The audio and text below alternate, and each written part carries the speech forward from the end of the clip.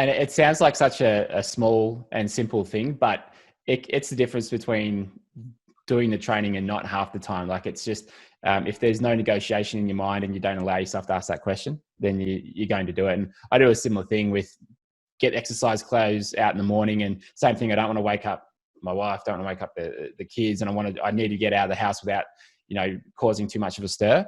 And then it's so much easier as well. So it's 5 minutes at night can save you, half an hour in the morning sometimes. And especially as soon as you sit on the couch, like for me, I found it really hard to get any work done after about sort of 5:30. I used to be able to work through the night, but now it's like, no, I get home and if I can't do work after 5:30, it's just it's too difficult because my mind's just gone, nah, you're done. Like once you come in and you've had dinner, it's hard to do. So I think I love all those little mental tricks that you've sort of that that you understand, you see what they are, and you can recognize them and just continue to do them to get the training done. Is there anything else like that you use to do the training, or anything else that you realized over the last couple of years that you trick yourself into doing the hard things? I've got so many. So there's a bunch of different things, just depending on what the circumstance at the time is. One thing that I'm really, really cognizant of is not voicing out loud a lot of things. So I have a rule that I'm allowed to, complain as much as I want in my head, but I don't voice it, because then it becomes my reality, and then it's something that I then have to deal with. So, if I'm running and my legs are aching, I'm feeling horrible, just not loving life at that point in time, what I do is I do a body scan. I'm like, okay, so physically, how am I actually going? Like top to bottom, what's going on? Is there anything that I need to urgently deal with? Is there any issues with my feet that I need to manage? Is there, like something that I can just practically do at that point in time to fix? And, if it's not, then I'll be like, okay, so maybe I'm feeling bad because I need to eat. So then, I'll have something, because that's generally always my first point of call. If I'm not feeling great, it's probably because I'm low in calories. So just eat something and then give it a bit of time. But one thing I really don't do is I don't try and force myself out of feeling bad.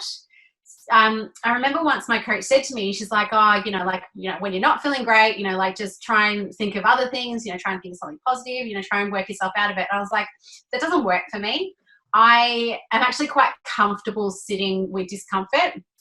And so what I do is I just sit in, the uncomfortable for a while, try and problem solve, and then, know that eventually the feeling's going to go away, because every feeling always moves on to something else. You'll feel good, you'll feel bad. You're never going to feel good the whole time. So then how can you, manage and, when you're not feeling great, and try and figure out what's going on.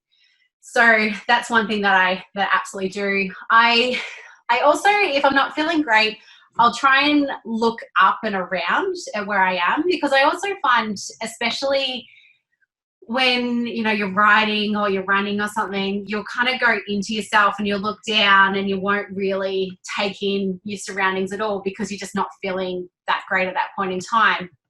I mean, obviously it's harder when you're swimming, and in the Uberman, I was swimming in the dark. So I was like, look around it, what? But yeah, I find that also can be quite nice and distracting, because a lot of the time I pick races in places I've never been to before, because I just want to, go there and experience it. So I'll be like, actually appreciate where you are at this point in time, because you're not necessarily ever going to come back here again. So, look around, take in the scenery, take in, the landscape, the amazingness of wherever you are. And like, the amount of kilometers that I went across with Uberman, and the amount of different landscapes that we went through is just absolutely incredible. So that was really, really important for me as well, just to have that sense of appreciation of, this is where you are, be here where you are. Don't, kind of forward project into what's going to be, and, then start kind of get worked up about, what's going to happen if you don't start to feel better.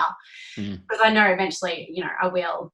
I've got a couple of ones that I use depending on what the weather is. So in heat, if you ever see pictures of me, as you can see now, I have very pale skin, I have red hair. I'm not built for desert running at all.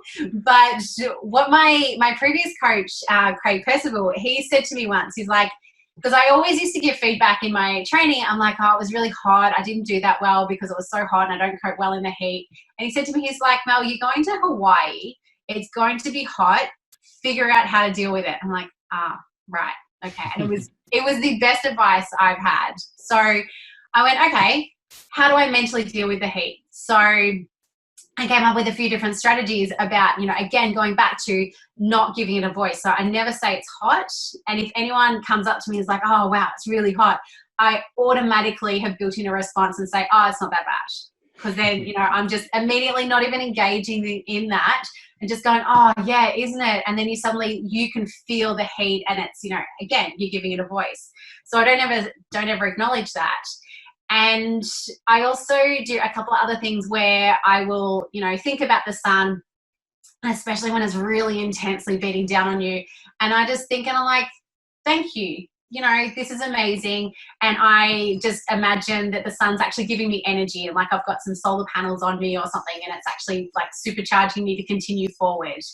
And I find, just having that kind of sense of gratitude around it and just, reframing it. I do a lot of reframing. I realize. I think I didn't realize that recently. I was like, you do that a lot. I'm like, oh, do I? Oh, yeah, actually.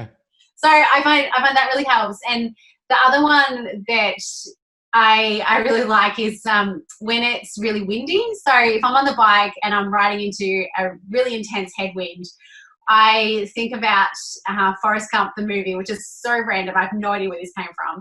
It was just one day I must have just come to me. So I think about that, and I think about Lieutenant Dan, and I think about when he's on top of the shrimp boat in the middle of the storm, and he's sitting there yelling, and he's like, "Is that all you've got? Like keep going, like I can take it." And I just think of that, and like one thing, it makes me laugh, and then I just relax a bit instead of being tense in the headwind. But also, then I just start challenging the wind. I'm like, well, come on. Like, I'm still moving. Obviously not doing a good enough job here. So, yeah, there's a bunch of things that I've just come up through with over the years. Like, some things have come to me, some things I've made up on my own. But I find all these little things just help as I go along. I love it. I don't know if have you seen the Jordan doco on Netflix? Yes. Oh, my God. It's awesome, isn't it? And just one of my favorite parts about that is he'll take anything and even make stuff up, kind of like you make things up as a way to fuel his fire. Like he'll pretend like someone had said something about him, and then that fires him up and it gets him ready. And I was listening to a swimming podcast, and it was, who was it? So Grant Hackett, I think he had the 1500, I think, at Pan Pacs one year, and his attitude normally going into that race is, he's there to win it and win it by as much as he possibly can. A real competitor. And at this Pan Pacs meet, he was tired. He'd raced a lot in the last 2 weeks, and he said to one of his teammates, Brett Hawke, I'm just going to go in there to just to win it, and that's it. Like, he wasn't driven to really do that well. And so his teammate Brett Hawke said, and he made this up, like some of the guys from the American team were saying, like, this is like, we're probably gonna beat Grant here. Like, this is our chance to beat him. He hasn't been beaten for so many years. And like, it was that he said they were talking smack about him, and that pissed him off so bad that he went out there and just obliterated them. And he got out of the pool and he was still angry. And after he did, I think the post-race interview, Brett had to go over to him and tell him that he made it up, because he was still walking around like some of his friends from the other teams had said stuff about him. But it's tricks like that can really do wonders. And I think as a coach or as a friend, it's like, if you can really fire someone up with the way that is going to get them going, why not use it?